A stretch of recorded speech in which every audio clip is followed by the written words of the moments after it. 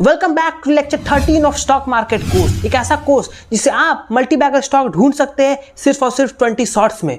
आज हम जिस टॉपिक के बारे में बात करने वाले हैं उसका नाम है कैश फ्लो। समझेंगे कैश फ्लो होता क्या है एंड प्रैक्टिकल मार्केट में कैश फ्लो को यूज करके हम स्टॉक को कैसे फिल्टर कर सकते हैं। सो बेसिकली कैश फ्लो का मतलब होता है कि net amount of cash and cash equivalent being transferred in and out of company. इसका मतलब हुआ कि कंपनी के अंदर कितना कैश इन या फिर कितना कैश आउट हो रहा उसे हम बोलते हैं basically cash flow. Basically cash flow two types के होते हैं। एक कैश फ्लो हो गया पॉजिटिव कैश फ्लो, एक कैश फ्लो हो गया नेगेटिव कैश फ्लो।